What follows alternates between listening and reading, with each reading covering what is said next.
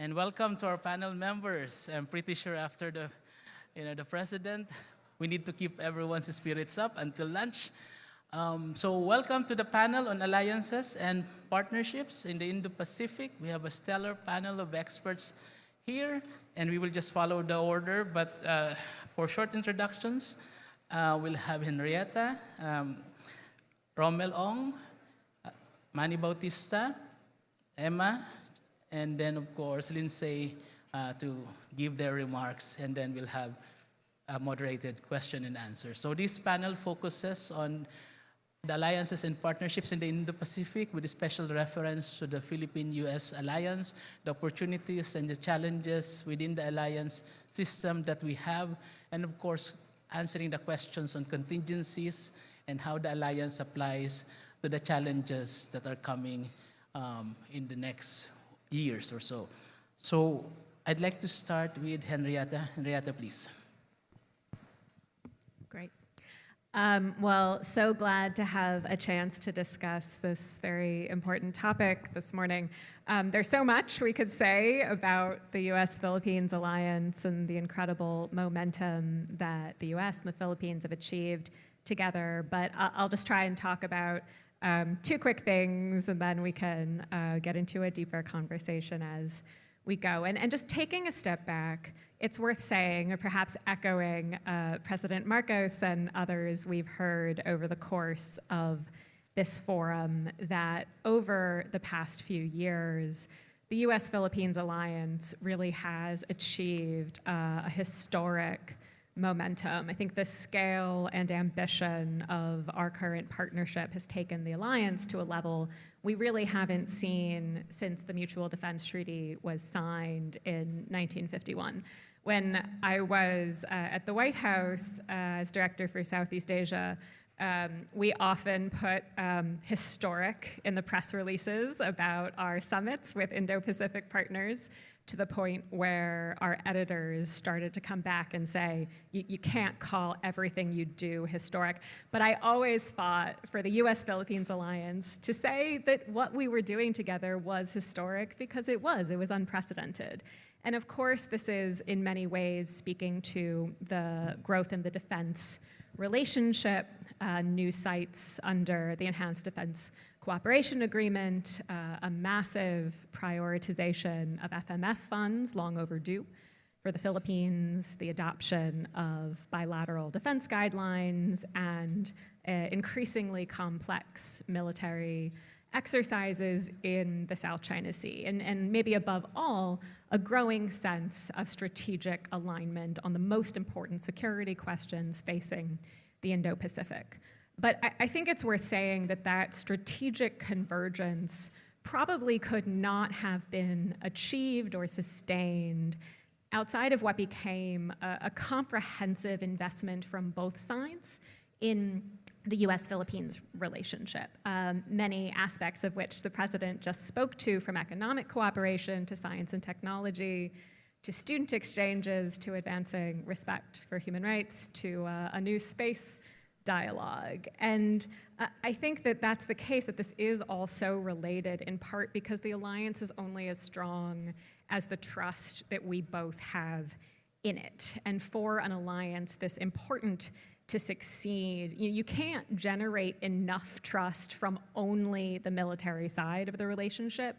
You have to build trust across every domain of the partnership. And I think that's what we've done together over the past few years. I think it's also important that in recent years we've started to integrate these different areas of the partnership. When we think about the value of the U.S.-Philippines military alliance, of course there's value in upholding regional stability, in deterring Chinese aggression in the West Philippine Sea, and accelerating AFP modernization, but also, for example, with each of the new EDCA sites, we tried to co-locate humanitarian assistance capabilities as well as development assistance work, and we highlighted the economic value for the broader community of U.S. military investment in these areas. And it was important for the United States, as we sought this growth in the partnership,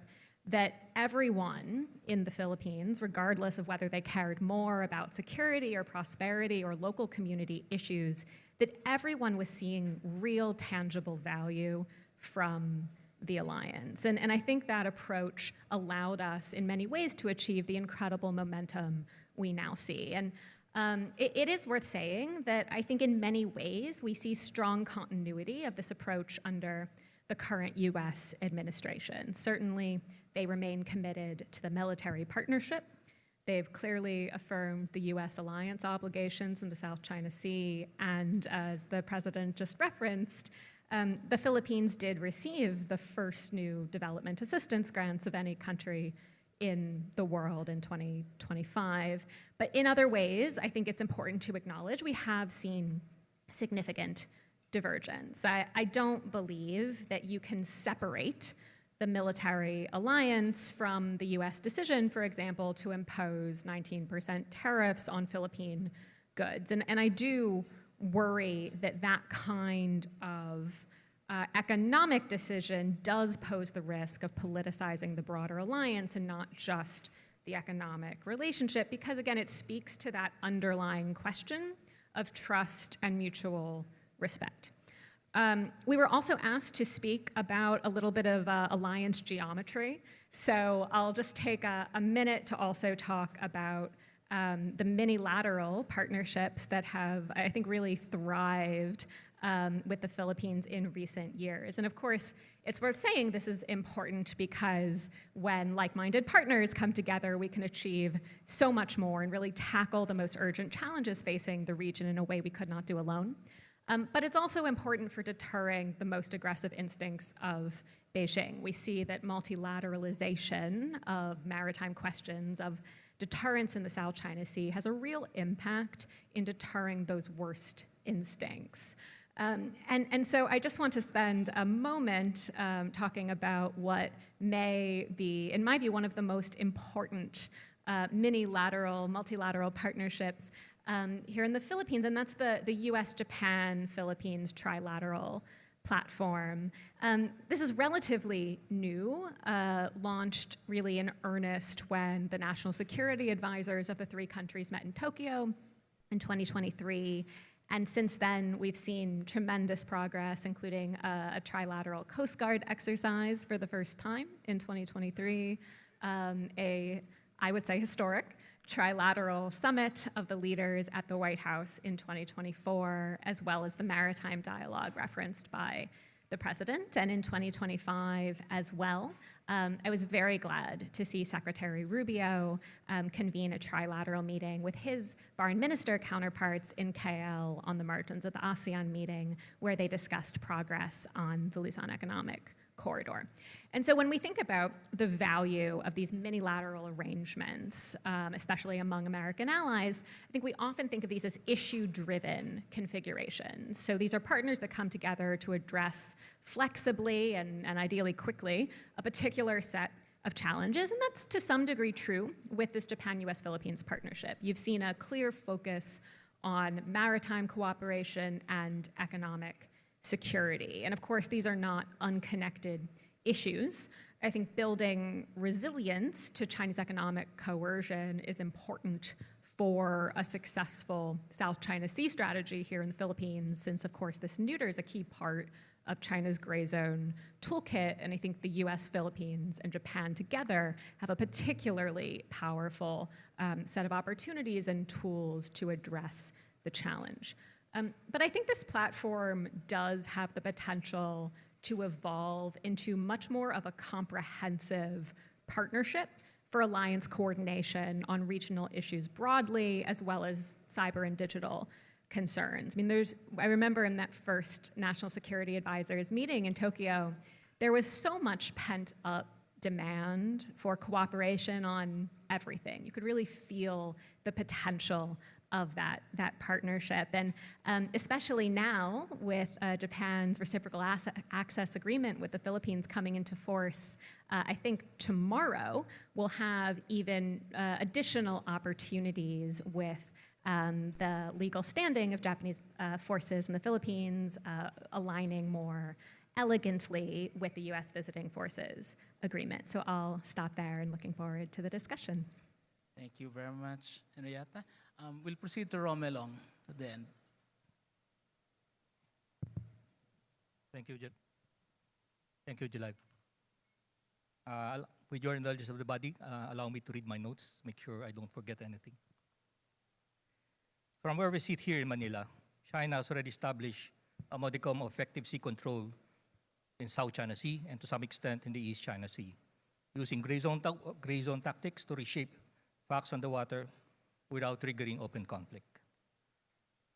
This is largely enabled by the imbalance of naval power in the region, created by the PLA Navy with the superior battle force numbers as compared to the US Navy since 2015, not to mention that it is supported by both the Chinese Coast Guard and the Maritime Militia.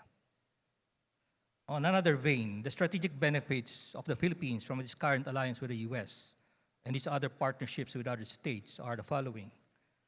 The alliance with the US through the MDT, VFA, and EDCA should be able to provide credible deterrence and allow for prepositioning of limited US forces. This would be complemented by the reciprocal access agreement with Japan and the SOFA with Australia. We have multilateral exercises such as Balikatan, Kamandag, Salaknib, Sama-Sama, as well as various air and cyber drills. All of these enhance interoperability among combined forces. We have the TCA Indo-Malfi framework, the IFC Changi Information Sharing Mechanism, the RICAAP, and the ASEAN Coast Guard Forum. All of these support efforts to enhance maritime security in the region based on non-traditional security concerns. Then we have ADMM Plus and the other forums, which serves as confidence and trust-building mechanisms among ASEAN member states and its dialogue partners. For the Philippines, and I say for the Philippines, ASEAN still holds a symbolic weight despite its shortcomings.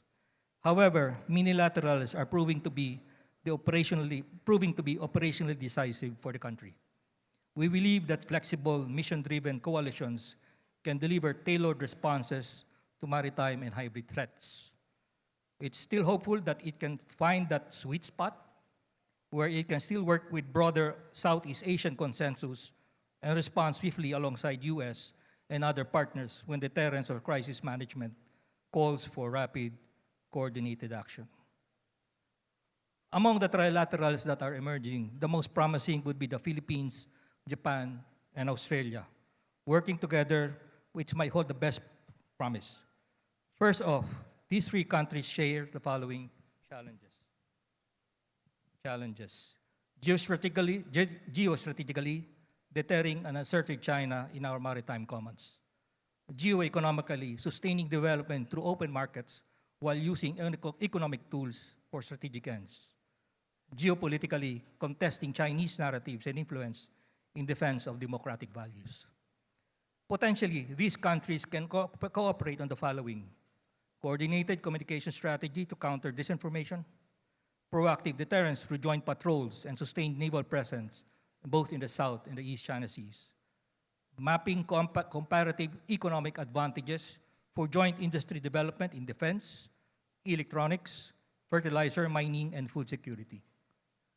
Coordinated economic security policies to diversify supply chains and reduce reliance on China. And lastly, coordinated diplomatic efforts at international bodies to amplify a value-based vision for a regional order. Perhaps the three countries could serve as the core of a region-wide maritime defense posture. Potentially, it can grow from a flexible and tiered network to a concentric circle of partner states, to wit, expanding northward to add Taiwan, to solidify the first island chain, expanding westward to include like-minded states such as Vietnam and India, expanding eastward by integrating Timor-Leste, Papua New Guinea, and the Pacific Island states to strengthen resilience across the wider Indo-Pacific. Such lattice work of unilaterals could thrive using a framework based on 4 pillars: integration of archipelagic defense posture through joint patrols, C4I collaboration, and harmonized protocols to sharpen deterrence and readiness. Maritime resilience through disaster response, climate adaptation, and blue economy initiatives to build shared capabilities.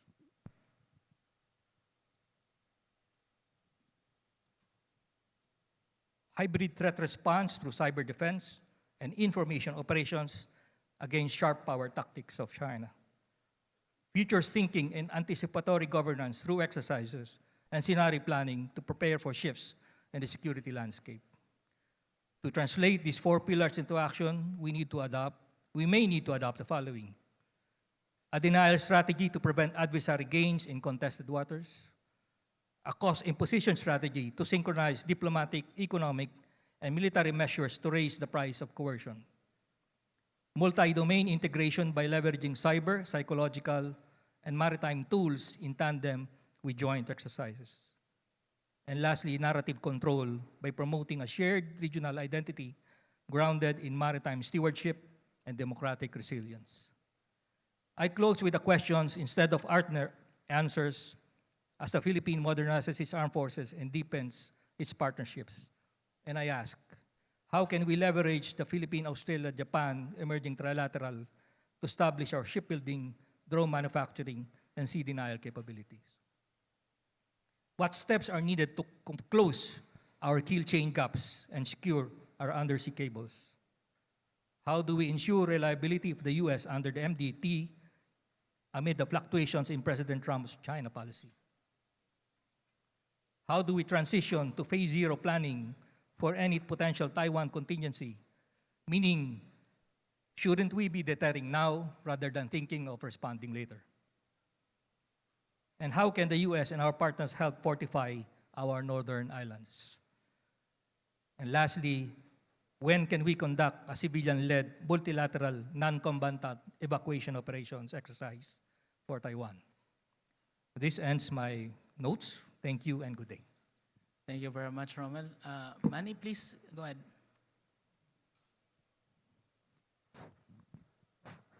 Hello. Thank you. I'd like to address the 2 issues that were presented to us. First, the ironclad commitment by the Trump administration, and secondly, the equitable alliance. On the first one, assurances such as statements of ironclad commitments enhances the credibility of the alliance, and that is very important if we are to have a credible and cohesive alliance in order to deter threats to national security. In fact, the Philippine-US alliance is a cornerstone of Philippine deterrence. We can just imagine what more China could have done without it. Sustaining it, though, is the bigger challenge, and so far, it has remained resilient. And throughout history, we have seen the oscillation of cohesiveness driven by various factors. There has been ups and downs, but always we have gone back to the default, which is a strong and cohesive alliance. In fact, the lowest point was when we terminated the military bases agreement, and we overcame that. Ambassador Negroponte talked about that yesterday. Now, what holds the alliance together? The fundamental element that holds the alliance together is the strong people-to-people ties that is rooted in shared history of both people. And this has been extensively discussed yesterday by our ambassadors. But let me just add that the military-to-military relations has kept us afloat, even when political ties have deteriorated. We will recall the era when we terminated the military bases agreement. The political ties were severed. However, the military-to-military ties remained and kept us afloat. We have also seen that during the Duterte administration, where it was the military alliance, the military relationship that kept the alliance afloat. What needs to be done is to ensure that they remain strong. Yesterday, in fact, Ms. Levin here mentioned potential issues with regards to immigration and tariff. While these are sovereign prerogatives of states to protect their interests, we just need to be conscious that in their implementation, sensitivities are considered. Now, what else can strain the alliance? One is ever-changing interests, priorities, threat perceptions, and these are largely been driven by domestic politics.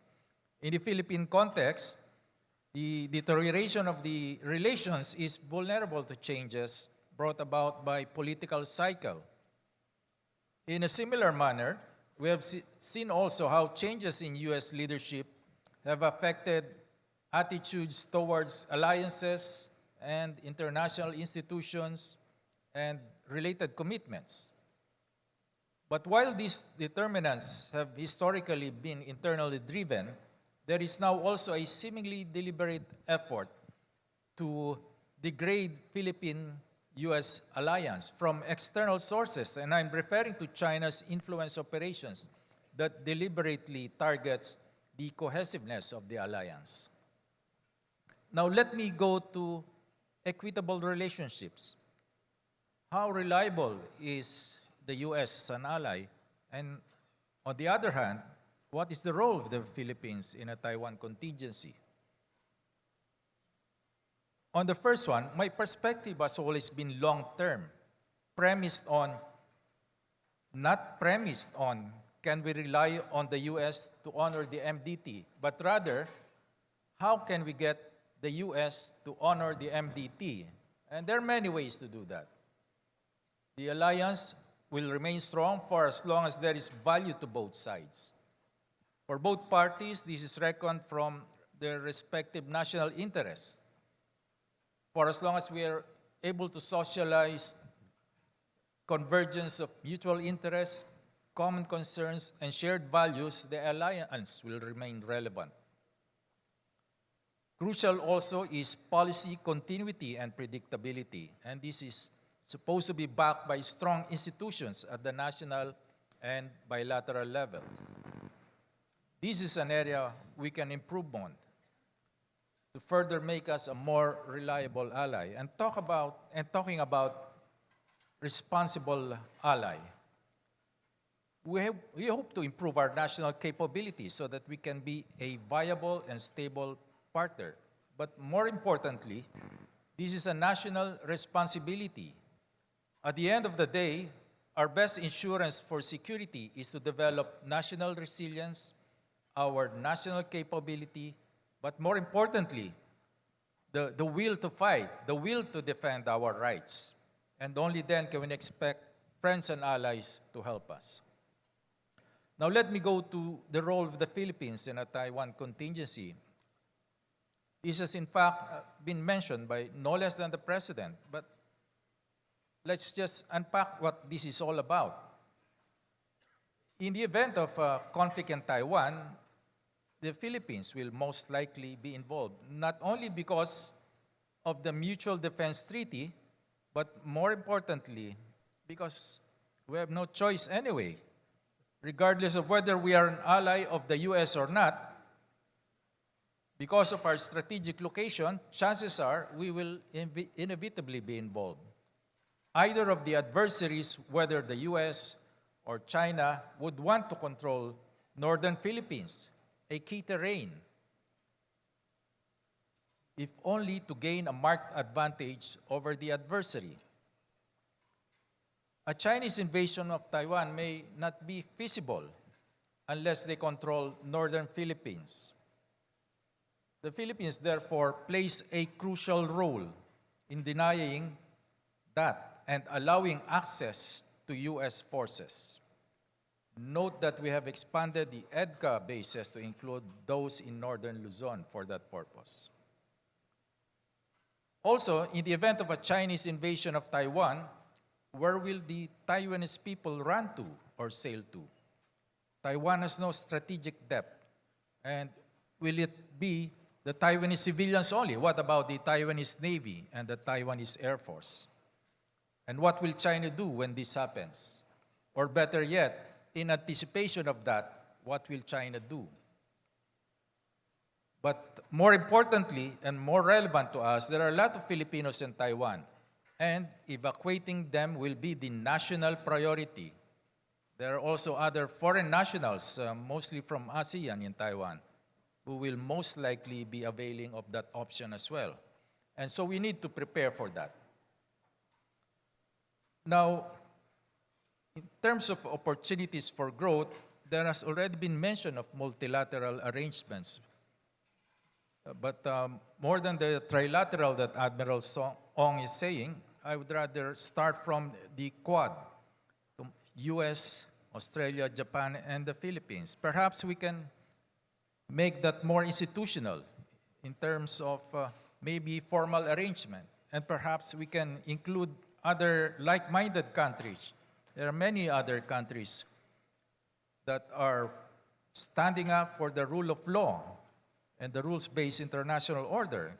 Canada, New Zealand, South Korea, European countries, and others. And hopefully, also ASEAN countries.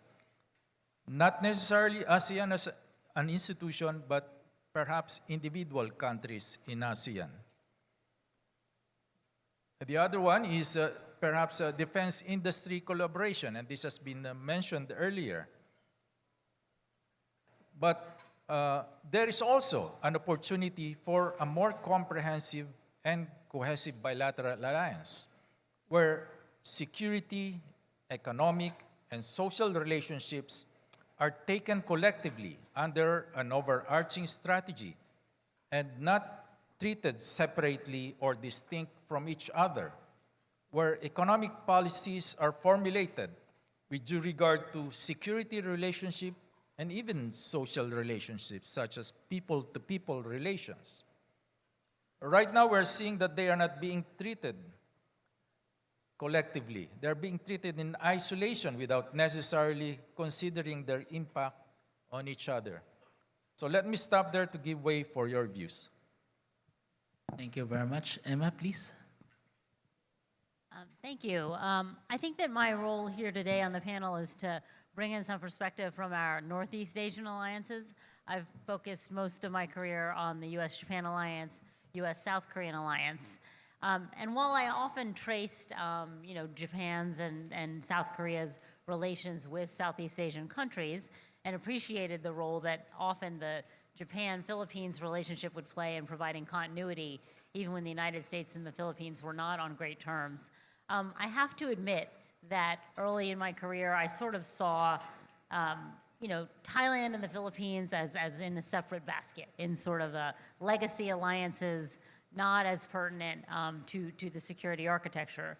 But in the last couple of years, I started to notice that there was really deepening cooperation, particularly with the Philippines. So that's when I started to harass Greg and tell him I really needed to get to the Philippines. And I'm so glad he managed to do that, particularly with this really distinguished group. So what I would like to do is talk a little bit about how I see the health and the status of the alliances with Tokyo and with Seoul. Particularly in the first 6 months of the Trump administration, despite a couple of early promising signs, I see a lot of strain on these alliances. The imposition of tariffs really drove home for our allies that they're not going to be treated any differently just because they are allies. Before we reached a deal, I really saw what I thought was the fracturing of the alliance, particularly with Tokyo, but also with Seoul, when the new President Lee had not had a meeting with Trump, with the 2+2 defense and foreign affairs ministerial being canceled at the last minute, with Japan and South Korea deciding not to show up at the Indo-Pacific 4 at the NATO summit. I really saw that as a very dire situation for those alliances. And while the trade deals that were announced, the trade framework in July and then the MOU just last week, may have arrested the crisis in those alliances, sort of interrupted the spiral that I saw as really detrimental to those, I think fundamentally there's still a breach of that strategic trust that we have enjoyed with Tokyo and with Seoul for many decades now. I think that these countries will still face tremendous pressure, not just from the punishing tariffs on their auto industries particularly, but great pressure to spend greater percentages of their GDP on their own defense, going from 2% up to 3.5% or even 5%. Those are the rumors that we hear coming from particular Pentagon figures. They're also going to have burden sharing talks coming up on the calendar, which promise to be fairly harsh as well on both of those countries. So I want to take that as a backdrop and then pose a couple of questions that I think will continue to unfold in the months and the years to come. The first one is the question of whether or not the lattice work, as the Biden administration referred to it, or the interconnectedness of all these security partnerships and the mini-laterals that we've been talking about earlier today, can that lattice work hold even if you don't have the United States as the chief weaver of that lattice work, I guess? Can the other legs of these relationships actually hold and weather the storm? And I look to your collective wisdom to tell me if the Philippines and Japan can really deepen their partnership without the trilateral, if the United States is more disengaged. And I do want to take just a second on the Quad, because I've done some work on that. And the Quad, early on, I think, Secretary of State Rubio seemed very enthusiastic about it. On the first couple hours of his administration, convened a meeting with his counterparts. But I think that right now we see a big question mark about whether or not there'll even be a Quad summit, which was scheduled to be held in India this year because of deep tensions in the U.S.-India relationship. And if we don't have those 4 leaders meeting, where does that leave the Quad? I think the geometry of the Quad has really sort of shifted in a way. Initially, the Quad was all about keeping India in and engaged and on sides. And now I think it's about trying to keep the United States in. And I think that's an open question mark about whether or not that will happen. But again, can you still use the Quad without the United States playing a major leadership role to work with ASEAN and to shape the institution in a way that would be really beneficial for the region? I think that's a question that is as yet unanswered, but one that I hope that ASEAN leaders and particularly the Philippines will pursue. And the second question is whether or not these democracies can also manage to make choices that mean we all stay together. As we all know, elections have consequences. And because these are a lot of democracies that we're talking about, different leaders can take a different approach. And can these politicians overcome obstacles that in the past have really been blocks for deeper cooperation? There are some positive indications, I think, on this front. When I look at Japan and South Korea, the leaders of those countries have gotten past a lot of the historical grievances that had blocked more effective cooperation. It was remarkable to me that President Lee, on his way to meet with President Trump, basically stopped in Tokyo for a strategy session with Ishiba, because I think these countries recognize that the stakes are simply higher now and that they need to be able to work together. So again, that's a question I think we have not yet come to answer. And because I don't like to end on a really deeply negative note, I will say that it's meaningful that we have a bedrock of people-to-people relations between the United States and Philippines.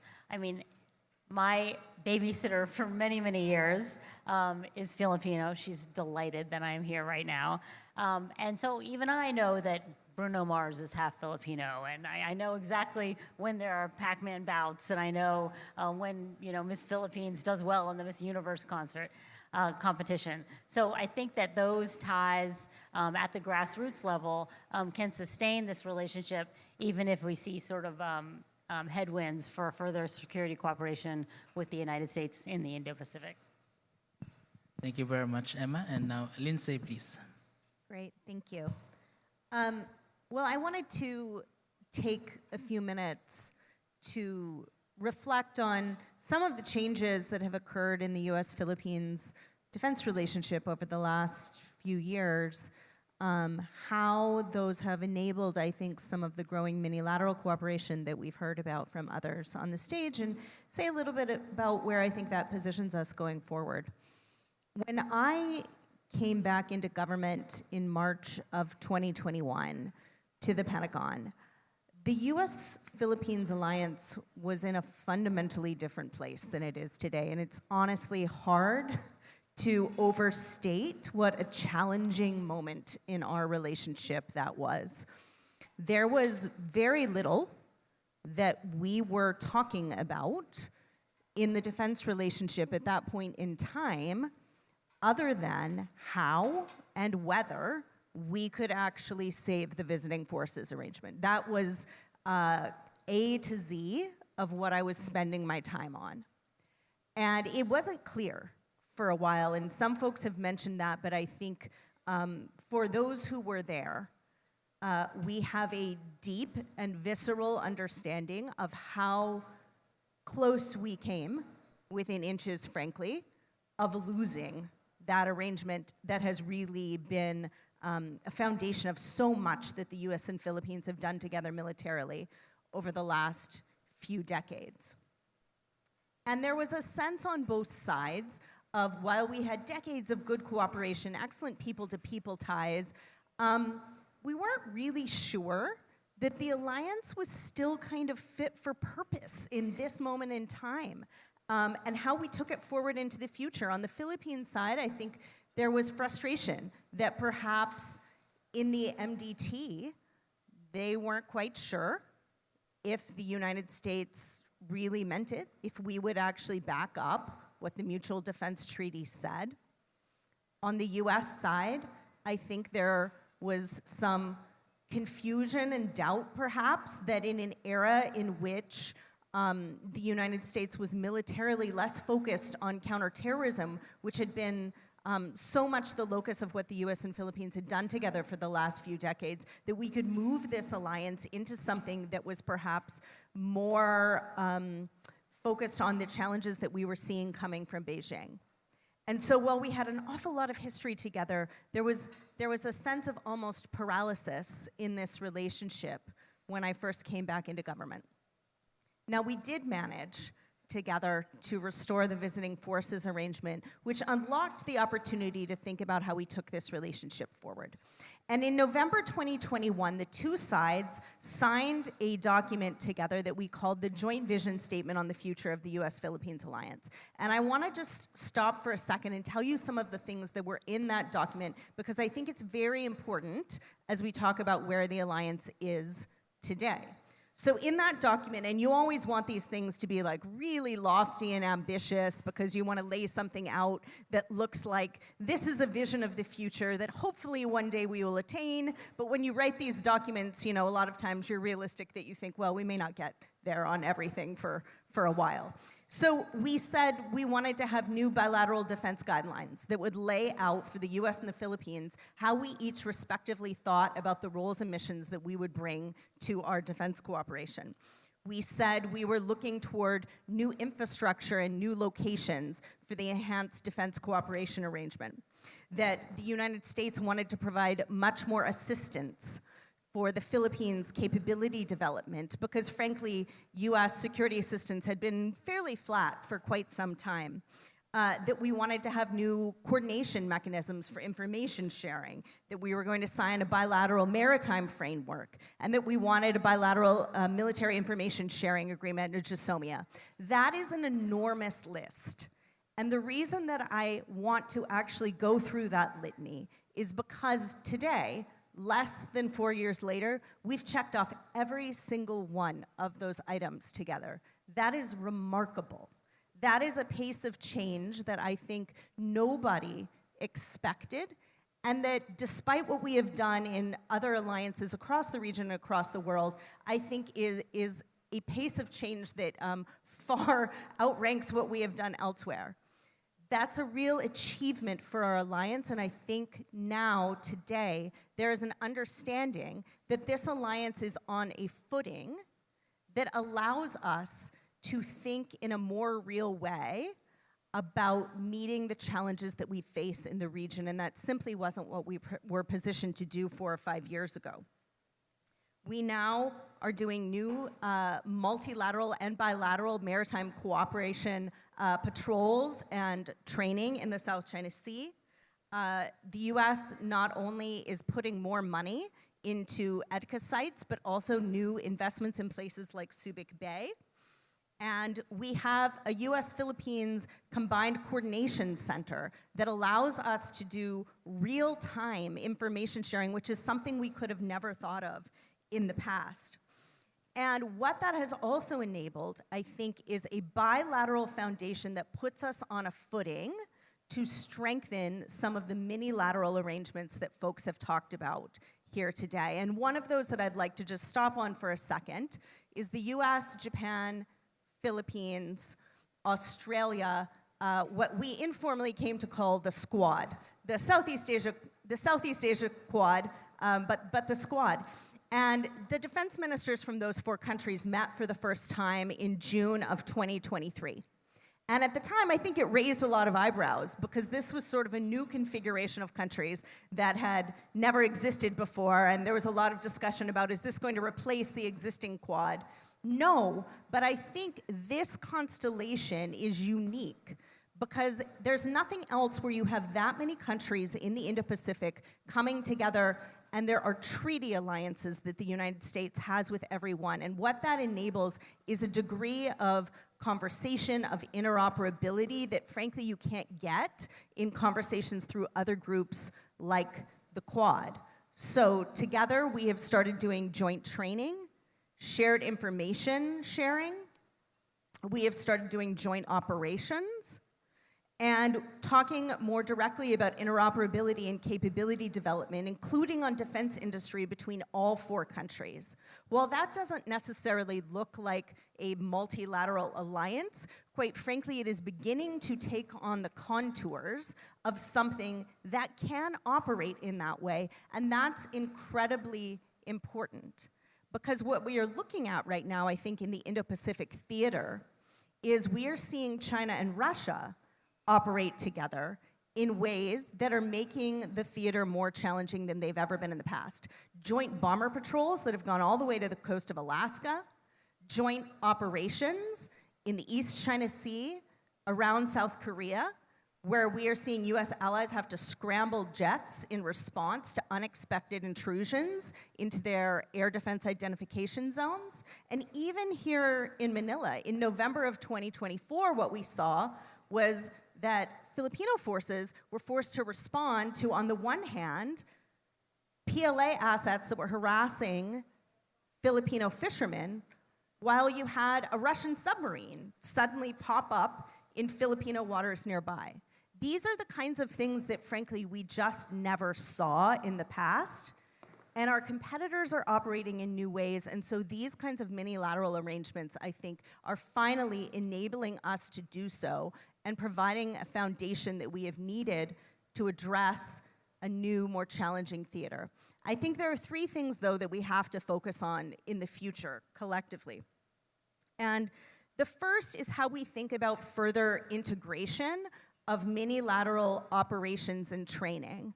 And what is incredibly important here is that with the new reciprocal access agreements that not only are between the US and the Philippines, but with Australia and with Japan, those additional relationships between sort of the spokes of the alliances are growing stronger. And we had the ALON exercise between the Philippines and Australia in this past month in August that are finally allowing the Philippines with other alliances and allies, not just the United States, to take on more complex kind of joint operations and training together.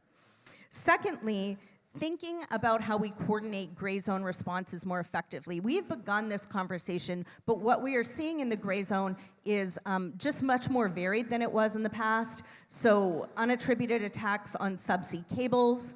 We are seeing really worrisome behavior with telecoms companies around facilities and sensitive critical infrastructure in the United States, in the Philippines as well. And then obviously in cyberspace, a lot of attacks that frankly are giving our adversaries access to vast volumes of information that they could use and deploy in the event of a crisis. We don't yet have the mechanisms as allies to think about how we get ahead of those problems, but I think we now have the structures and institutions that allow us to begin being creative about how we design tools together. And then finally, I think we have to begin much more directly thinking about how, as allies, we prepare for and position ourselves for a theater that is more integrated. So where the Japan alliance and the Philippines alliance would have been focused solely on perhaps South China Sea scenarios, East China Sea scenarios in the past, what we're looking at now is something, as many have noted, where perhaps a crisis in the South China Sea could rapidly move into the East China Sea or into the Taiwan Strait. The same could happen in the reverse, and situations in Taiwan would almost inevitably involve Japan and the Philippines and the East and the South China Sea as well.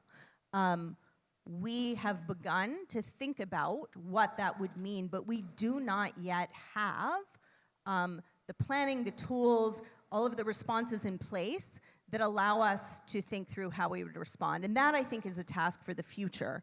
But what is really important is I think we are positioned today to begin planning for those kinds of scenarios in a way that we haven't been in the past. Thank you very much. So what I'll do is just open the floor to questions. And I think we have one here, Colonel Yo. I'll take a couple of questions.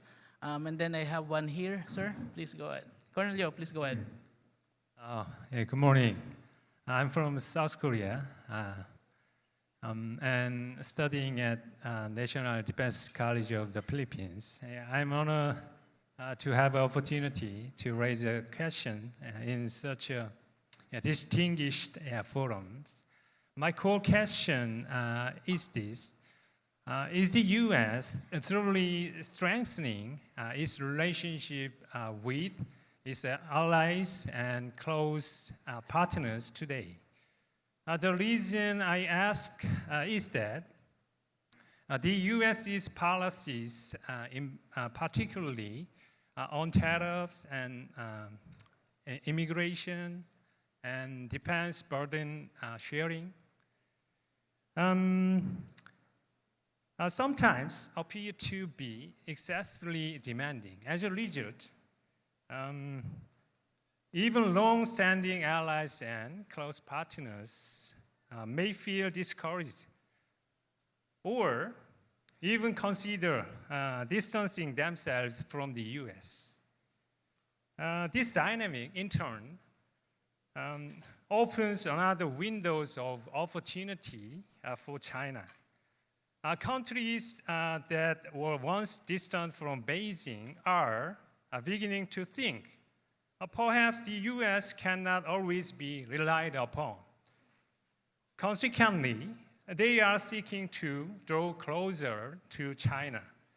G2 power and revisionist forces. Ultimately, I believe this could negatively affect the long-term national interests of U.S. and pose an even greater threat to its hegemony. And according to your words, as you well know, even if the military alliances forms the foundation of the relationship, but in reality, it's too difficult to separate the military field from diplomatic and economy. Thank you. Thank you. I think I have one here and then another one there, the lady over there. Please. And then this one also, sir, here. Okay. Please, the one who has the microphone, please go ahead. Yes, hi, good morning. I'm Sam Beltran from the South China Morning Post. Do you mind if I ask 2 short questions? Please go ahead. Okay, great. So for my first question to the panel, with the Philippines taking on the ASEAN chairmanship in 2026, How do you see the country balancing its leadership of ASEAN, of which many of its states have preferred neutrality and economic alignment towards China, and its commitment to an Indo-Pacific strategy? That's my first question. My second question would be, the Pentagon has recently rebranded to the Department of War, which seems like a cosmetic change. But does this inform a change in outlook of how the U.S. views its defense partnerships, including here in this region? Thank you. Okay, sir, please go ahead. You have the microphone. Good morning, sir. I am Sam Servano from the Philippine Navy, also under National Defense College of the Philippines. I'd like to address my question to General Bautista, sir. Julio, sir. When you were the Chief of Staff, IPSP Bayanihan was launched. This campaign plan was a departure from the traditional AFP campaign plans, and it was called for a whole-of-nation approach in addressing insurgency. This was put to operational use during the Typhoon Haiyan or Yolanda, when you mentioned the need for a global bayanihan. I'd like to know your view of a global bayanihan to address the actions of China in the Indo-Pacific region. Thank you, sir. Okay, we have 3 questions. Maybe, Lindsey, would you like to take the lead for this one? And then Henrietta and Emma, if you want to come in also. And then General Bautista and Admiral Ong. Sure. I guess first let me address the first question that had to do with, U.S. commitment, burden sharing. In the conversation that is happening between the U.S. and its allies on burden sharing, I think that there are 2 things that we have to be able to hold in our minds at the same moment. And on the U.S. side, that is that for all our complaints about allied military forces needing to be stronger, our allies needing to spend more on their own defense, we need to recognize that our allies have historically spent less on their own defense because that is actually the system that we set up in the first place. And we created alliances where the United States committed to the defense of our allies because we wanted them to focus less on being militarily capable and more on going and being economically prosperous, and we got that. So there is, in a sense, a path dependency there that the United States cannot simply separate ourselves from and pretend that we had no part in. And so I think that as we talk about, defense spending and burden sharing, we have to recognize our own part in this, and that changing that dynamic will take time. And that allies can and are increasing their defense spending, but that doesn't immediately happen overnight, and so that's going to be a path that we need to walk down together. The second thing that I think we have to be able to kind of hold in our minds at the same time is that many U.S. allies do need to be spending more of their GDP on their own defense today than they have been in the past, and that is not because you just need to make the United States happy.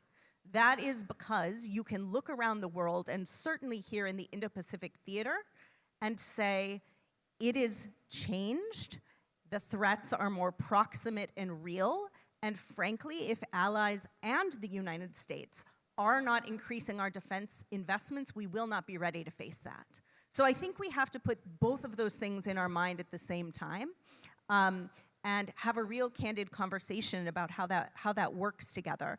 And there is definitely a piece of this where the United States needs to continue reinforcing the commitments that we have made to our mutual defense treaties, because I think that gives our allies the confidence to believe that they can continue working in tandem along with us as they look at taking on broader roles and sharing more of a burden in the region, that they won't be on their own.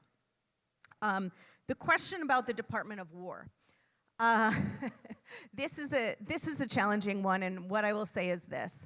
As somebody who spent a lot of time at the U.S. Defense Department, I have not met any of our senior military leaders who would tell you that what they want to do is be fighting a war. What I think the U.S. military has been and remains focused on is preventing a war. Because yes, we absolutely want to have the capabilities that we need in the event of a conflict to be able to respond, but that is not our primary purpose. It is helping create deterrence and setting the Indo-Pacific theater in a way that that conflict never comes. And so what I think is very unfortunate about the new branding that we have is that it ignores the important and primary role that the Defense Department needs to be focused on deterring the outbreak of a conflict and not simply responding to one if and when it happens. Henrietta? Sure. Maybe I'll start with the question on the Philippines' upcoming chairmanship of ASEAN in 2026 and what this means in the context of an ASEAN that, as always, doesn't want to choose, wants to be very cautious in its public messaging at a time when the Philippines, I think, has taken a very powerful leadership role in bringing transparency and public awareness to what's really happening in the South China Sea, to the increasingly revisionist and dangerous tactics that we see China bringing to bear against not only Philippine vessels, but against other ASEAN claimants as well. And so I think that it's worth, we can assume we're not going to see a big ASEAN statement calling out China or the US or other partners for that matter on areas of disagreement.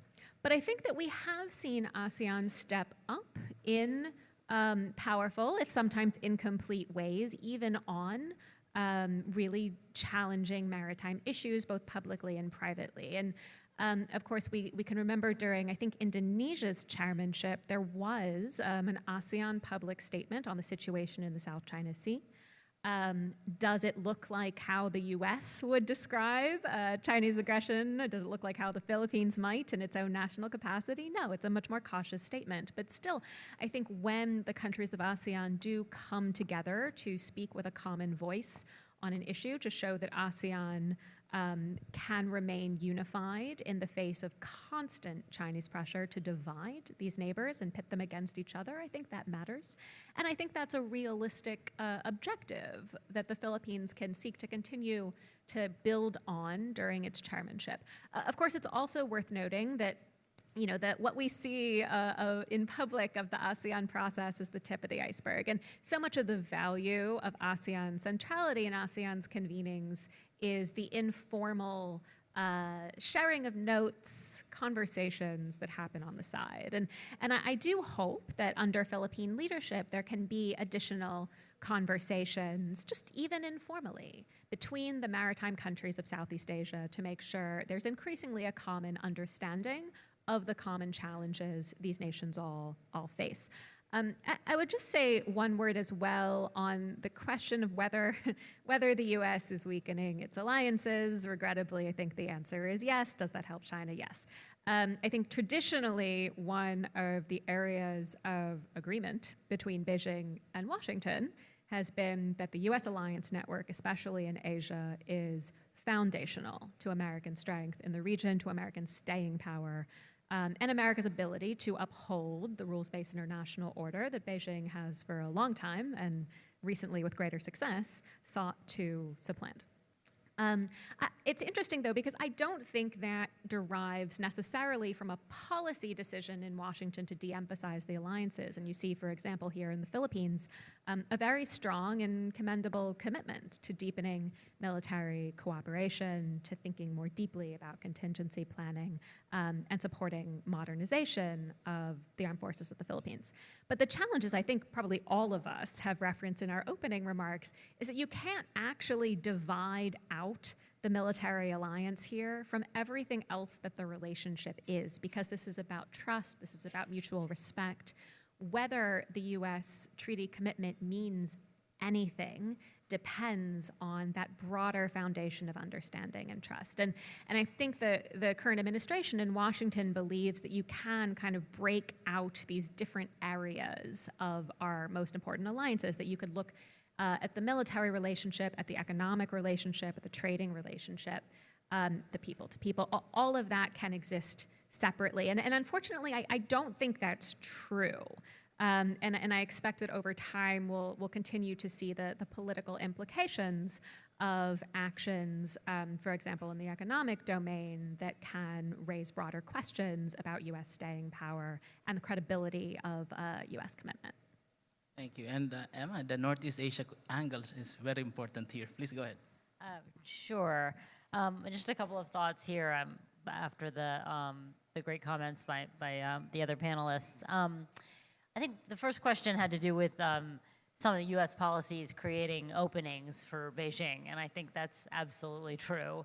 I mean, you don't need to look much further than the military parade that China just had, where they were really sort of flexing their muscle, not just in having, you know, folks like Putin and Kim Jong-un there, but Modi joining too. I mean, that was a pretty strong statement that China's showing that it's, you know, got plenty of friends as well. You know, the question of relations with China in the U.S.-South Korean alliance has always been a tricky one, and it's the concept of strategic flexibility and whether or not we would deploy our troops off the peninsula if there was a contingency in the Taiwan Straits has always been a tension in the relationship. But when you are trying to get Seoul, particularly under a progressive administration, to lean into the U.S. view of China, it doesn't help when you arrest hundreds of South Korean workers at the Hyundai plant that just happened. I mean, that is the kind of thing where U.S. priorities are coming into conflict because these ICE agents have a quota that they need to reach. But these is the kind of thing where you break that kind of trust that would strengthen the alliance. So I think that, yeah, Beijing is also trying to say, hey, we're the stable one here. We're not like imposing, you know, one rate of tariffs and then drawing it back and then imposing another. We are at least stable here. So I do think that a lot of these policies tend to strengthen Beijing's hand in the region. On the burden sharing question too, it's very helpful to lay out that we've set up this dynamic, you know, and them spending less and developing their economies in the past. I think the problem is that, I mean, at least in the U.S.-Japan relationship, for sure, we'd gotten to where we were really taking steps to modernize the alliance and move towards a more balanced relationship. I'm not sure that those policies can continue given the tremendous economic strains that some of the U.S. policies are putting on the Japanese economy. In addition to the tariffs, demanding that they invest $550 billion of investment in the United States, even though those are private companies, presumably, they are questionable business deals that the Japanese government will need to subsidize if that is to come anywhere close to there. So there's just a lot of strain on these economies. I mean, you want the economies to flourish so that the percentage of GDP actually is a larger amount of money. So I think that's another one of the areas where the alliances are going to struggle. And just one other point on here too. I worked for the U.S. Congress for a really long time, and know that there's tended to be like a baseline of support for these alliances. And while I think there are the majority still feels that way and thinks that these alliances sort of amplify U.S. power, there is a rising strain of, you can call it isolationism or anti-globalism in U.S. politics that I think Trump in the White House or otherwise is going to continue to be more of a prominent force in U.S. politics. So that's something to watch. Thank you. General Bautista, there was a question directed to you, and Admiral Ong, after which, if you can provide your views as well. Okay, let me address the question on bayanihan and the whole-of-nation approach. Initially, the concept of the whole-of-nation approach was adopted by government to address internal security issues the whole of nation approach in the context of the Filipino spirit of bayanihan. Bayanihan, where there is spontaneity, it's voluntary, nobody is coerced, it's collective action to address an issue that affects the community, and it needs the involvement of the different stakeholders. The solution needs the involvement of all the stakeholders for it to be comprehensively addressed. Now, I mentioned global bayanihan when in fact I was promoting global bayanihan in the aftermath of Typhoon Yolanda, or international named Haiyan, precisely because the issue needs bayanihan, or the collective effort, not just by the Philippines, while the Philippines is the one affected on its own. Its national capabilities on its own will not be sufficient to address that issue. In fact, the issue of climate change is not any one country's issue alone, but a collective issue of the international community. And therefore, we needed the collective action of the international community to address this seemingly huge issue of devastating typhoon that affects not just the Philippine community alone, but including its neighbors. And the solution needed the involvement or the help of the rest of the international community. A collective action is needed. And spontaneity, without even asking for help, the international community came in. That same concept can very well be adopted to the issue in the South China Sea and its subset, the West Philippine Sea. That issue affects not just the Philippines, not just Southeast Asia, but in fact the entire international community, and in fact needs the collective action, not just of the countries around the South China Sea, but of the whole community of nations. The solution needs the involvement of everybody. If we are to address the issue of peace, security, and stability in the South China Sea and the West Philippine Sea, other countries, knowing that one of us is in distress, I guess it's really the nature, the human nature, and the obligation of countries to aid a nation in distress. In the case of the South China Sea, the Philippines faces a seemingly huge problem in terms of not just security, but also environment, safety at sea, the free flow of commerce and trade, which affects the entire, not just ASEAN, but the entire international community. And therefore, I suppose there needs to be collective action to address this issue without forcing anybody, but spontaneously contributing for the greater good. That is, in essence, the concept of global bayanihan. We're not forcing anybody, any country to help us, but introducing a concept where if anybody needs help and needs the collective effort of all of us, then it is somehow incumbent upon us to pitch in. I would say that we all have an obligation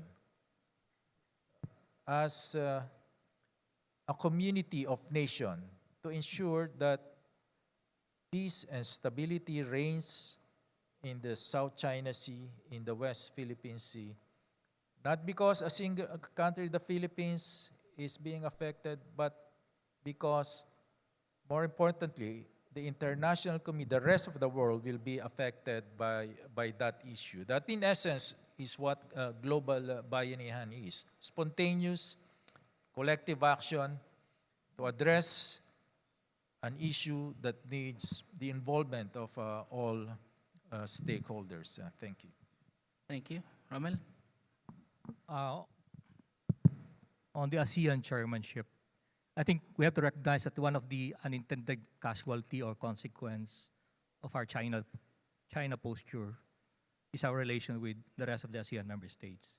And I think if we are to be the chairman, I would use that opportunity to actually mend fences, to engage our ASEAN member states as well, and explain our position. We're not looking at actually a 180-degree shift among the other member states on their China position, but at least we open the door in terms of communicating our position and actually asking them not for their agreement to our position, but rather giving them a voice, an opportunity to air out their issues as well.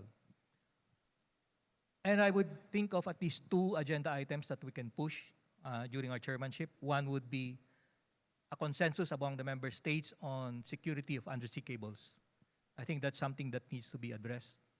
The second is how do we elevate the ASEAN Coast Guard Forum as a norm-setting mechanism in the region, considering that one of the drivers of our problems in South China Sea is the Chinese Coast Guard. Okay. On the bayanihan, global bayanihan, so it's from a whole of government to whole of nation, and I think what you're proposing is a whole of region sort of engagement. What we inherited, what we had, was a hub and spoke system during the post-World War II Cold War times. Now we're looking at a spoke-to-spoke engagement, but I don't think that is sustainable. The value, my proposition, based on my notes earlier, was actually creating sub-hubs or regional hubs, such as I proposed earlier, a hub for Australia, Japan, and the Philippines. Because whether we like it or not, the Indo-Pacific does not revolve around the South China Sea alone. Okay? And from the Philippine perspective, if we look at the Philippine archipelago, we're actually now looking at, we used to look at our threat axis used to be only on the west and the south. The west because of China, and the south because of transnational terrorism. But now we're looking at 4 fronts. Okay?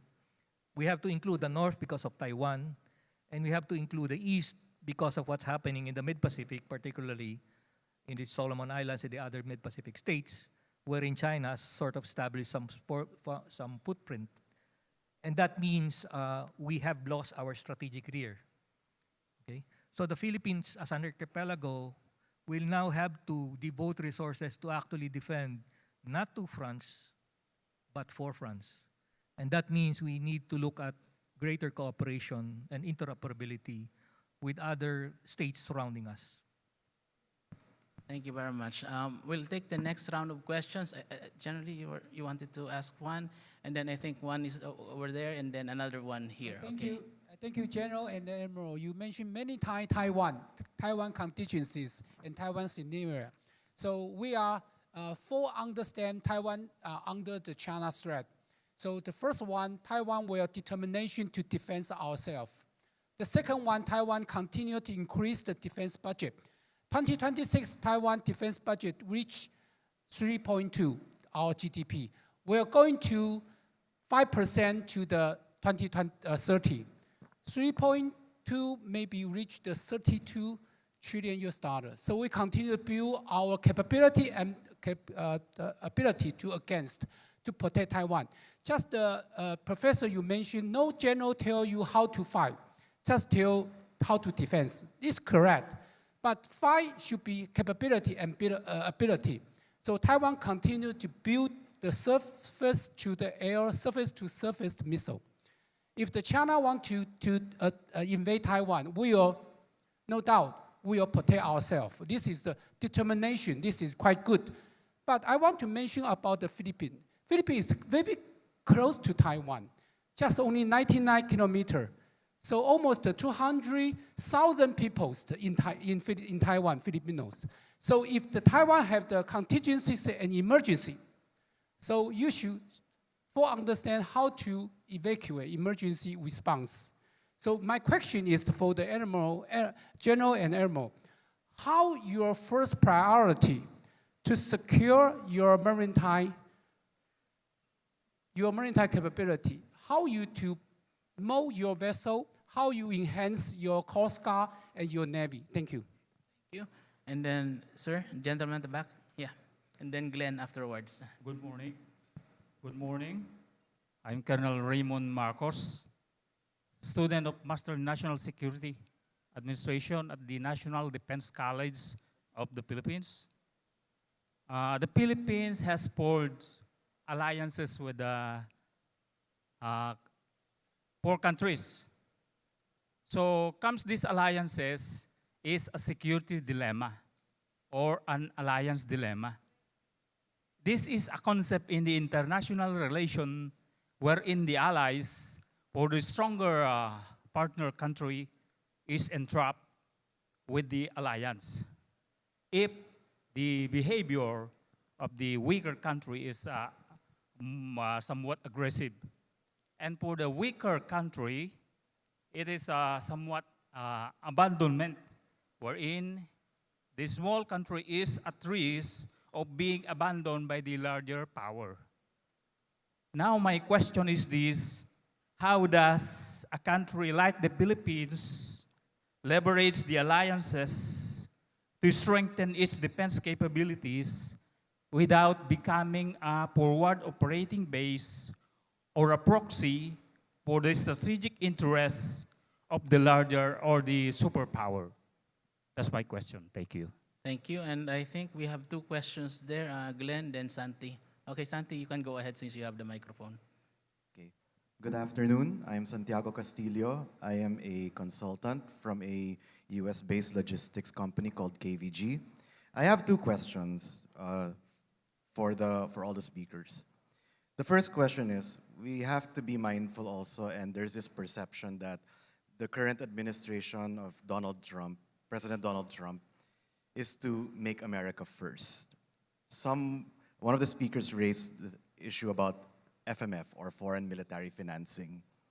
So how can the US actually, help in providing foreign military financing and even foreign military sales to the Philippines? How can it be more efficient? Because from work experience and talking to people from the policy on the defense sector, both FMF and FMS has a very checkered reputation here. The second question is, how can the US contribute to the defense industry development in the Philippines? Because we have to also remember that the US itself has a long legacy and experience when it comes to defense industries. The Philippines, as much as we are already starting, we are still in its infant stage. How can that be integrated properly? Thank you. And Glenn, please give the mic to Glenn. Yeah, hi.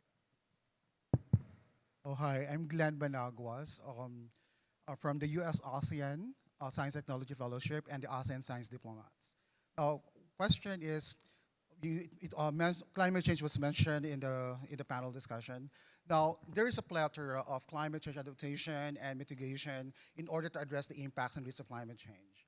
However, President Trump is very skeptical about it. He doesn't believe in climate change.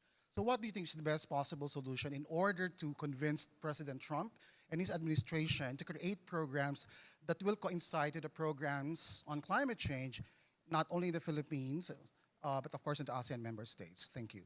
Okay.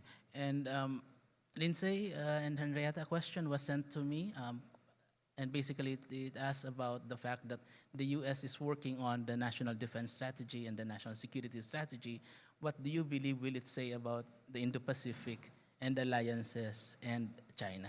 But let's start with Admiral Ong first, and then General Manny, and we can go from here. Thank you, July. For the first question on Taiwan, I think from a naval, since a Navy person, from a naval sense, okay, when we do a COG analysis of situation, the decisive point for any conflict would be Bashi Channel. Okay, both for the U.S., for China, for Taiwan, and the Philippines. So he who controls Bashi Channel determines the fate of any scenario that you can think of. So for the Philippines, it's very important that it will be able to deny China control of Bashi Channel and Luzon Strait. That means we need to harden our northern provinces. Whether we like it or not, the northern islands would be a legitimate military objective. So that's why my earlier proposition in my note was, let's not talk of phase 1 response, crisis response. Let's look at a phase 0 deterrence already, okay? Because phase 1 is already too late.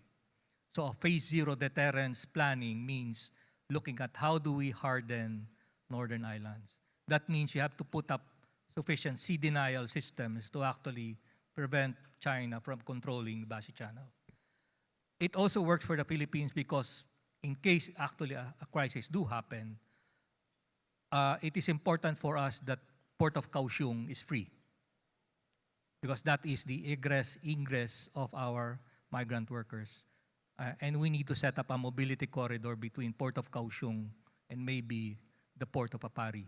That means still we need to control Bashi Channel, Luzon Strait, and Balintang Channel.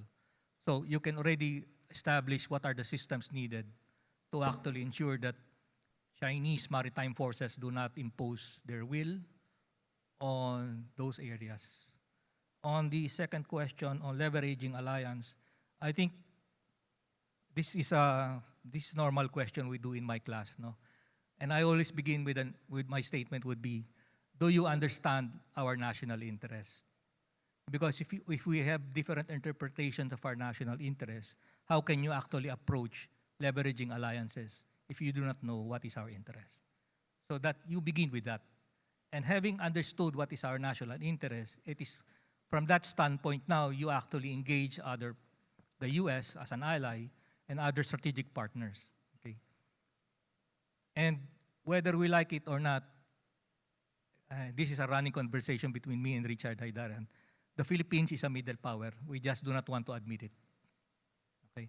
And as a middle power, we have some modicum of convening power as well. And because we are very reluctant to use that convening power, that's why sometimes we are shy of actually making the proper approach to certain problems. I will not touch on the FMF now, but my point here is the Philippines should not rely on other countries. We are not that rich, but I think if we buy smart and we think smart, we can actually develop the asymmetric capabilities to actually support our defense requirements. Okay? Just because the platform is expensive doesn't mean it's the right solution. Okay? On defense industry, I think there is a running conversation on a defense industry. I only will look at shipbuilding because that's my concern. I think my sense is one of the victims of globalization was US shipbuilding industry. And I think while it's trying to catch up, it's not going to catch up that fast. And I think one thing that we can do for the Philippines as well is how do we actually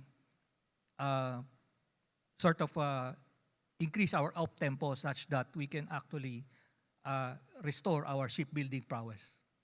Okay? That would be a big help in terms of our own domestic defense industry. I am there, thank you. Thank you. Manny, please go ahead. I'd just like to address the Taiwan issue. Earlier I mentioned the national priority will be the evacuation of Filipino nationals from Taiwan, and therefore capabilities to be able to achieve that will be the priority, not necessarily purely military or government assets, but including private sector assets to be able, just imagine over 200,000 Filipinos being evacuated. And you cannot really separate the Filipinos from the other nationalities. Again, there are a lot of Southeast Asian citizens also in Taiwan, and also maybe other Taiwanese citizens may want to also be evacuated. So that is a very huge task. So more than transport, it's receiving them, reception on land, and their forward movement to wherever they would want to go, or wherever their home country is. So that's going to be the national priority, while Admiral Ong here talked about defense capabilities, denying the sea lanes of communication. Earlier I mentioned that almost it's what on the assumption that the northern Philippines is a key terrain. We can no longer, in fact, discount possible land invasion, not just of the Batanes Islands, but also northern Luzon. And we need to prepare for that also. Aside from denying them the sea lanes of communication and the territorial seas, we also need to prepare for defending against a land invasion, and of course air. So those are the priorities that we need to address in our capability upgrade program. I understand that Taiwan has a very robust plan for addressing land invasion of Taiwan. Now, Admiral Ong talked also of the alliance dilemma, but let me just add that that's what alliances are for. It's two-way, it's mutual, and it's helping each other. And as responsible allies, we need to be also developing our national capability. But again, going back to national interests, our decisions are always along the lines of our national interests. And while there are alliances, we need to bear in mind that at the end of the day, it's the decision is based on national interest, on whether to really be involved with the allies' activities or not. I guess that is also two-way, the attitude of allies on both sides. Thank you. Emma, would you like to? Yeah, I'll be brief here, and just want to mention one thing that I think touches on some of a number of the questions, and that's that I think some of the anxieties that are surrounding some of our allies and partners in the region is a concern that at some point Trump might just want to pursue a big deal with China. I mean, despite the renaming of the Defense Department, he actually doesn't show a big inclination to want to go to war. And if he centers a deal on economic terms that addresses the deficit, but leaves Taiwan's status soft or a little iffy, I think that would be of great concern to our allies in the region and scramble everyone's calculus. And similarly, if you look north, we know that he's interested in getting to a deal with Kim Jong-un on the Korean Peninsula, sees that as sort of unfinished business from his last term. And again, that could be a deal, probably leader to leader, that might leave some of South Korea's and Japan's priorities out of the equation. So I just want to, I'm not saying it's like that's definitely the way he's headed, but I think that there's lots of folks in the region that think that's a possibility. Thank you. Lindsey, please. Sure. Let me take up the question first. There was some question about FMF, FMS, defense industry cooperation. So on the question about FMF and FMS and, you know, sort of cooperating with the United States on capability development, I would say first, I think it is incredibly positive for Manila that despite sort of what has been a downward trajectory related to US assistance, the support for Manila is not only on sort of foreign assistance as Ambassador Carlson mentioned earlier, but there is tremendous support in the US Congress right now for giving more military assistance resources to the Philippines. I would say, aside from Taiwan, Taiwan and the Philippines are the only two places where there is pretty bipartisan, broad-based support in the US Congress right now to figure out how we flow more resources forward. That is a new development, but I think importantly, it is one that is embraced on the Republican side of the aisle and not just the Democratic side of the aisle. So I have a lot of hope, actually, that that's something that we will continue to see coming from our US Congress. I do think on the US side, we have to recognize that things like the FMS process and how we give capability to our allies and partners has been kind of broken on a lot of fronts. We make it too hard and we make it too slow. And I think folks like Henrietta and I, having lived this firsthand, you know, and probably still having some folks that we had to lock in closets that live somewhere in the Pentagon so that we could make things flow faster. We get it. We know it's too hard and too slow.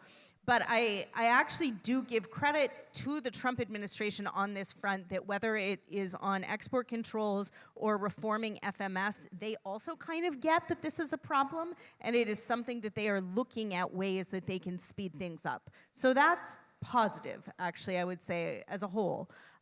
When it comes to defense industry cooperation, I'm really glad to see that the US and the Philippines in March put together a new defense industry sort of vision statement. One thing I think that is very important is a lot of times when you talk about defense industry cooperation, people immediately want to jump to kind of like the sexy stuff, right? Like, we're going to do hypersonics together. We don't all need to be trying to build hypersonic missiles together. I think for the Philippines, what will make this really stand out is looking at places where the Philippines has unique advantages so that you can build up sort of centers of excellence in your own capabilities, because that's how you build out your defense industrial base. So shipbuilding was mentioned before. The Philippines also has like tremendously talented young workforce, all of whom can speak English and really well integrate with US defense industry. So I think in areas like munitions, where there is just vast need, that is another area where the Philippines could really play sort of an important role and work together with the United States to build out a defense industrial base. The National Defense Strategy, what will it say? That is indeed a question that I am also very interested to know. But I think if we read the tea leaves of what we've heard, I think there are a couple things that will be significant for the Philippines. You are likely to see that it will continue to say the Indo-Pacific is the priority theater for the United States. I don't expect that to change. But what I do think will probably be different and matters here is, one, you're going to see an increased importance on defense of the US homeland and on Western Hemispheric affairs. That is just a different conversation than has been had in the past. And I think you are going to see an even more blunt conversation about burden sharing when it comes to US allies and partners. And what I think that is going to mean is that while the United States is going to remain focused on the Indo-Pacific theater, I think there will be a growing expectation that countries like the Philippines, allies like Japan and Korea, will essentially manage much more of the continuum from sort of peace through pre-crisis than they have in the past. And the expectation will be that they play more of a leading role there. I mean, on the NDS, I also look forward to seeing it. But I think that one of the challenges we're going to see is that I think you will continue, as Lindsey said, to see prioritization of the Indo-Pacific theater and challenges posed by Beijing to our common interests. One of the challenges, though, is that I do expect you'll see a deprioritization in that document of U.S. alliances in Europe. And in many ways, we've seen that play out already, where the U.S. commitment to Indo-Pacific allies has been strong and stable, at least in terms of the declaratory policy of the U.S., whereas in Europe, there's been more of a mixed conversation. And I worry about this because I think the administration, again, thinks they can kind of divide these things out, think about European security separately from Indo-Pacific security, but increasingly that is not a viable division to draw. I mean, Lindsey described some of the ways in which the China-Russia relationship is deepening, including, I mean, to the point where we could very plausibly see an increasingly integrated defense industrial base across Russia and China, where Russia is filling in critical choke points in the PLA's military modernization plans, and then the Russian military, on the other hand, is backed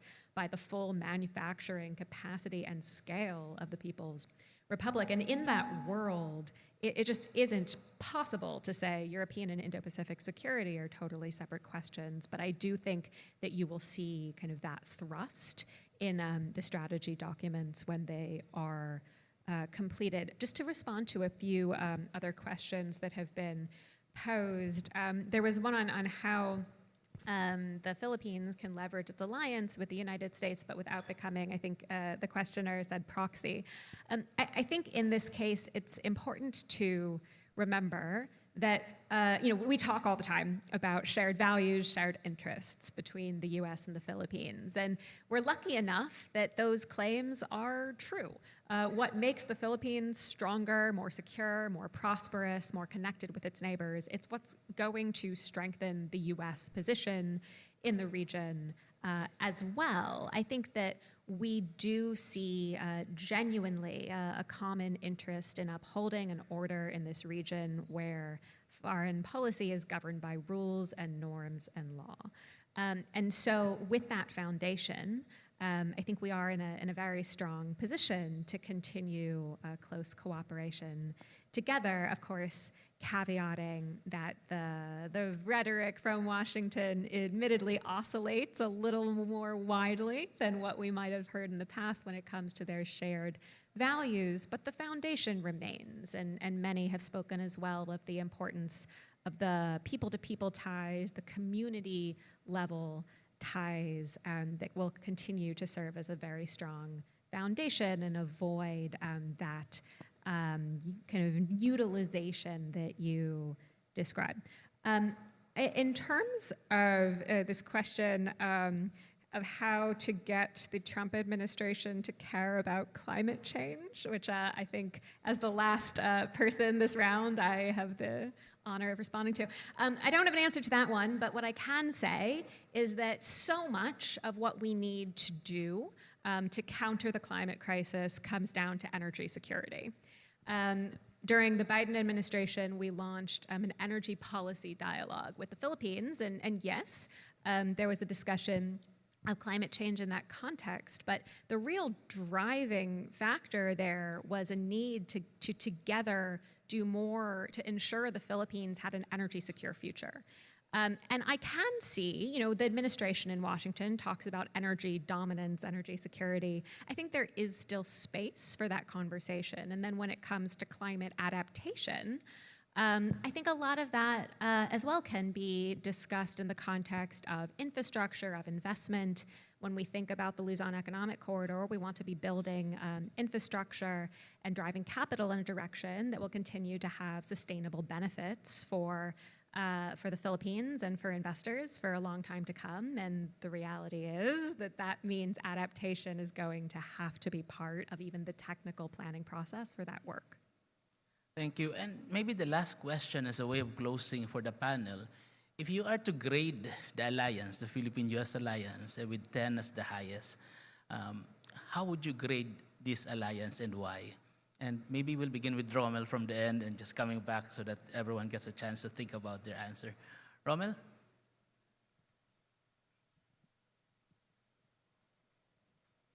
Maybe an 8.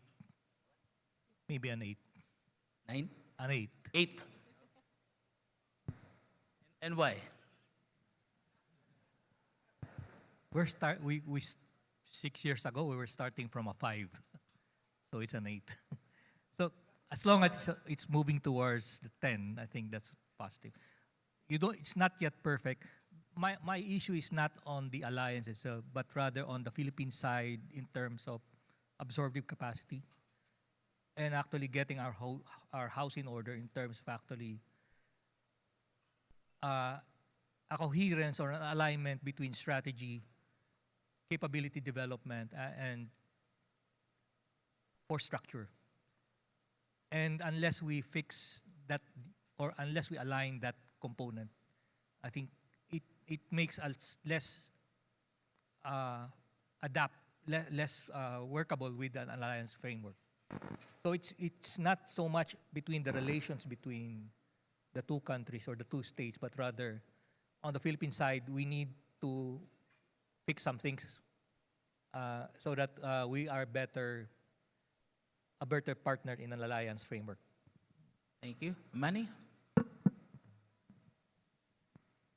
I don't think I can assign a figure, but let me just say that we've been through difficult times. We've been through ups and downs in the alliance, but we always go back to the default, as I said earlier. And right now, I guess the alliance is strong, and I guess it will stay that way, regardless of what the future holds. What is important for us now is to ensure that it stays that way. And there are a lot of things we can do, like institution building on both sides and on a bilateral level. Thank you very much. Emma, please. I also will avoid coming up with an actual figure, but I want to make an additional point that sounds sort of boring and bureaucratic, but alliances are just hard. Like, alliance management is difficult. It's just, even when there's, lots and lots of momentum and shared interests and shared threats, they're difficult. And we've seen, some gutting of the federal bureaucracy, where there are folks, you need people at that working level, talking to each other, who know the relationship, who know the sensitivities. And one of the things that I think challenges these relationships, even if you do find yourself with plenty of meat on which to hang an alliance, you have to have people execute that. And that's, I think, another one of the challenges we have right now. Thank you. Lindsey, please. I think that there are two things that I think, from an alliance perspective, would take us from the very positive place we are today even higher, but also pose real risks for the alliance. And the first is, we are both two big, boisterous democracies, and that is wonderful about both the United States and the Philippines. But I think we are both at a moment where, frankly, there are risks domestically in our own politics and the discourse that we both have at home that create divisions within our countries, create a more opportune environment for disinformation from adversarial countries, that create alliance risks in the long run, because our own support for our own democratic institutions at home is being challenged right now. And that is something that I think, for both the United States and the Philippines, we have to acknowledge, we have to address, because it will have alliance impacts. And the second, I think, is, for everything we have done to take this alliance further in the last few years, we're just not going fast enough, is the reality. When I look at some of the ways that I mentioned earlier in which the theater is changing, and we are seeing things in terms of how China and Russia behave that just didn't exist in the past, we have to be much more aggressive in thinking about the tools and the coordination mechanisms that we need to address that. And that's going to require a willingness to kind of break China in some areas that we maybe haven't been willing to previously. It's a great pun. That was good too. So I think that when I'm looking at the U.S.-Philippines alliance, the key question in my head is whether we can maintain this momentum indefinitely into the future. I think many folks on today's panel and yesterday spoke to the ups and downs of the relationship over time. I want to get off of that roller coaster. I want to see a strong, institutionalized alliance that grows from strength to strength and that is insulated from what will always be boisterous, complicated politics in Manila and in Washington. And in some ways, you've seen really significant progress in that, even in the politics. Like when I came on to the White House National Security Council, there was a real debate in the U.S. Congress of whether we should be investing in the U.S.-Philippines alliance, whether it was worth it, whether we could find a way to work together on very important and challenging human rights issues, for example. And at least as of today, that debate has been resolved. I mean, there is unanimity in the U.S. Congress across the political spectrum that this relationship is absolutely critical to American national security and to our common interest in the region. But we're not quite there. I think there are still outstanding questions. So for example, we've seen an incredible opportunity for the relationship built from the very significant amount of FMF funds provided to the Philippines recently, and admittedly there are challenges in the FMF process, but we're finally getting closer to a dollar figure commensurate with the strategic significance of this relationship. But like a one-off amount, a one-off is not enough. Like if we do this and then go back to what used to be something like $40 million a year of security assistance, which is more than any other country in the Indo-Pacific received, but still not nearly enough commensurate with the scale of our partnership and the challenges we're facing. I mean, I'd see that as a failure. We have to find ways to institutionalize this momentum so we continue to build on the incredible achievements we've built so far.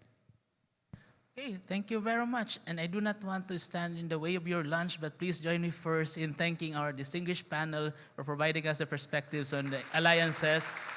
And of course, coming after just the presidency's speech, so congratulations and thank you again.